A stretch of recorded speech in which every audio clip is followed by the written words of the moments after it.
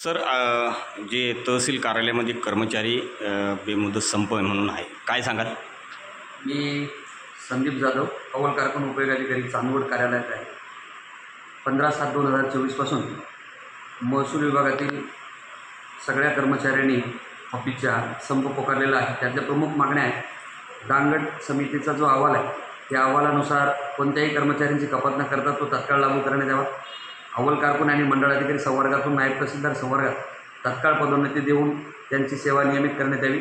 महसूल विभागाचा आकृतीबंध तत्काळ मंजूर करण्यात यावा. वेतन देयक जे आहे ते उणे पद्धतीनं काढण्यासाठी आदेश निर्गमित करण्यात यावा. महसूल सहाय्यकांचा जो ग्रेड पे आहे 1900वरून 24 करण्यात यावा. महसूल सहाय्यक आणि तलाठी यांना सेवा अंतर्गत एक समान परीक्षा पद्धती लागू करण्यात यावी. त्याचप्रमाणे 23/3/2023 नुसार तत्काळ अव्वल कारकुनांची वेतन निश्चिती करण्यात यावी.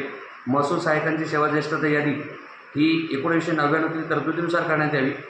त्याचप्रमाणे अव्वल कारकून या संवर्गाचं पदनाम बदलून सहाय्यक महसूल अधिकारी असं करण्यात यावं.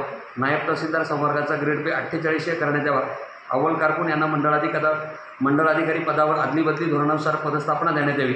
नायब तहसीलदार पदासाठी अव्वल कारकून आणि मंडळ अधिकारी यांचे करता पदोन्नती विभागीय सरळ सेवा याबाबतचे प्रमाण 70/10/20 असे करण्यात यावे.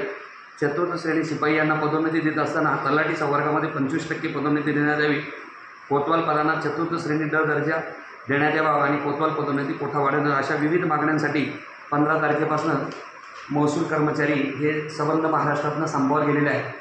आगामी काळात शासनाने ह्या मागण्या जर मान्य केल्या नाही तर हा संप अजून तीव्र करण्याची आमच्या सर्व कर्मचाऱ्यांची इच्छा आहे.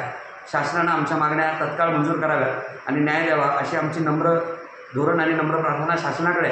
जर शासनानं आमच्या मागण्यांचा विचार न केल्यास राज्य शासकीय कर्मचारी संघटनेच्या आदेशानुसार आणि महसूल कर्मचारी संघटनेच्या आदेशानुसार हा संप अत्यंत तीव्र स्वरूपात आम्ही या ठिकाणी पुढील आंदोलन करणार आहोत.